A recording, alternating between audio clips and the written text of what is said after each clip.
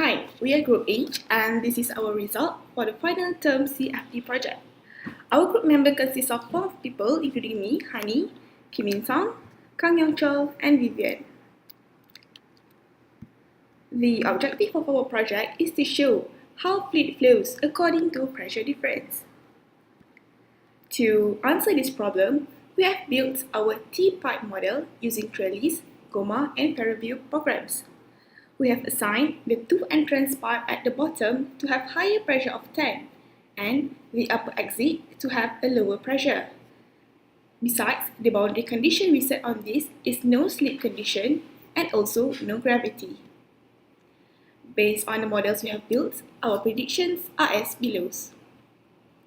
Pressure difference will cause fluid to flow from high pressure to low pressure in accordance with the momentum balance equation, and the resulting flow velocity will cause shear stress in the fluid. Visually, this is how the flow will look like. We will explain our result by showing the overview of pressure, stream, velocity, and shear profile, and then we will go to a deeper graph analysis. First of all, this is the pressure profile. As mentioned earlier, pressure at the bottom has been set to be higher than the upper part. Next is the stream profile that shows the flow of fluid. Basically, the one from the left will flow upwards but stay on the left and vice versa. The graph on the right is the contour stream profile that has these lines connecting points with the same values. Next is the velocity profile. At the lower part, velocity are low, but when the two flows meet and move upwards, the velocity increases rapidly. And last but not least is the shear stress profile. We can see that this shear stress is the maximum when the fluid velocity changes direction. So how do we explain these observations? We will do it by doing a graph analysis. For simplicity, we will analyze the graph based on the 2 main axes, which are firstly the main y-axis that goes in the middle of the pipe, and secondly the x-axis that goes along this bottom pipeline. This is the profile for the y-axis. First of all, when we look at this highlighted area, the pressure difference is maximum, but the shear stress decreases. Why is that so? This is because in this area, the influence of velocity in the y direction is still small compared to the velocity along the x direction. And when the fluid with velocity from different directions meet, their total velocity becomes 0 and hence the shear stress decreases.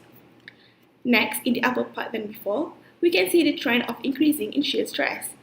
This is because pressure difference is the maximum at this stage, and from the momentum balance equation, this will give a rise to increase of velocity along the y-axis, hence shear stress increases.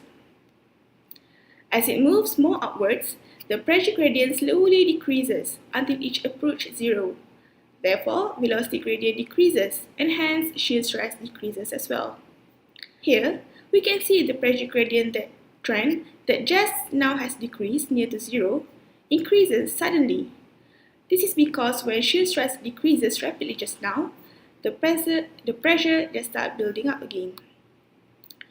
Just before the shear stress reaches 0, it increases back, hence the pressure decreases again. Next, we will analyze our data in the main x-axis. As mentioned earlier, the pressure difference is maximum within these 2 points, hence the shear stress. However, we can see the rapid decrease of shear stress in the middle section. To explain this, let's see the velocity profile. At this point, fluid that comes from 2 different directions in x-axis, with a magnitude of +2 from the left and -2 from right, meet at this point, and they cancel each other. We can see that the velocity is almost 0 at this point, and hence the shear stress decreases rapidly. The sudden decrease in y velocity can also be explained using the same reason of shear stress before. In conclusion, we have proved that the pressure difference will bring about velocity gradient and resulting in shear stress in fluid. That's all for now. Thank you.